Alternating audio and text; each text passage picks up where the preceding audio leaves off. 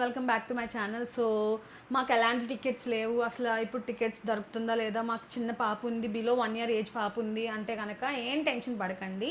So మనకైతే below 1 year kids ఉంటే కనుక తిరుమలలో ఫ్రీ దర్శనం దొరుకుతుందండి.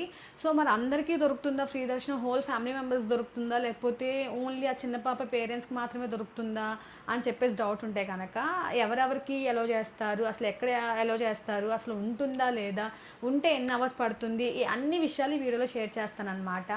మీకు కనుక బిలో 1 ఇయర్ కిడ్ ఉంటే కనుక మీకైతే తిరుమలలో ఫ్రీ దర్శనం ఉంటుందండి.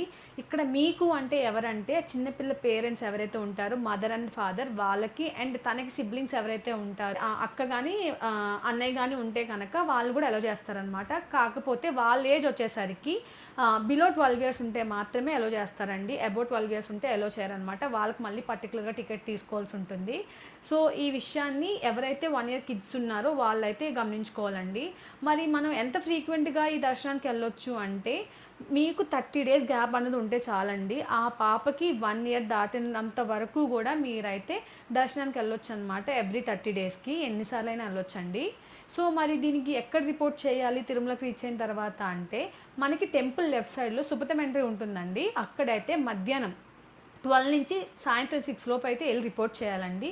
రిపోర్ట్ చేసి అక్కడ మీరు పాప యొక్క డిశ్చార్జ్ సమ్మరీ ఉంటుంది కదా, అదైనా లేకపోతే యొక్క బర్త్ సర్టిఫికేట్, ఈ 2 డాక్యుమెంట్స్ తీసుకొని వెళ్ళి వాళ్ళకి చూపిస్తే వాళ్ళు అక్కడ చెక్ చేసి మీకైతే దర్శనం అనేది ప్రొవైడ్ చేస్తారనమాట.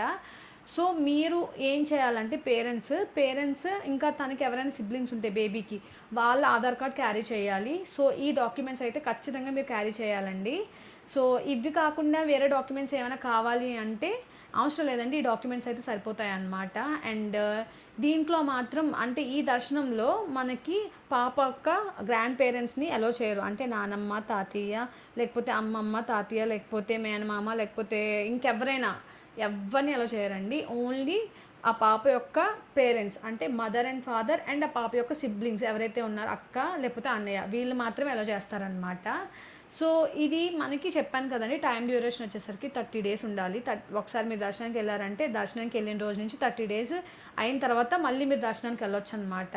సో పాపకి 1 ఇయర్ దాటినంత వరకు ఎన్నిసార్లు అయినా వెళ్ళొచ్చు 30 డేస్ గ్యాప్తోని. 365 డేస్ ఉంటుందా దర్శనం అంటే ఎక్సెప్ట్ సమ్ స్పెషల్ ఈవెంట్స్, బ్రహ్మోత్సవాలు కానీ, లేకపోతే రథసప్తమి టైంలో కానీ, లేకపోతే ఏకాదశి, ఇలా సమ్ స్పెషల్ ఈవెంట్స్లో మాత్రమే అలో చేయరండి. మిగతా అన్ని డేస్లోనే అలో చేస్తారనమాట. మరి దర్శనం మనకి జయ విజయాల నుంచి ఉంటుందా, మొదటి గడప దర్శనం ఇస్తారా అంటే మనకి జయ విజయాల నుంచే ఉంటుందండి దర్శనము. సో మనకైతే దర్శనం టైం వచ్చేసరికి 1 to 2 అవర్స్లో అయితే కంప్లీట్ అయిపోతుందండి. సో అన్ని పాయింట్స్ కవర్ చేశానని అనుకుంటున్నానండి. ఇప్పుడైనా ఎవరైనా ఈ దర్శనానికి వెళ్ళి ఉంటే కమెంట్ చేయండి, ఈ వీడియో చూసేవాళ్ళు.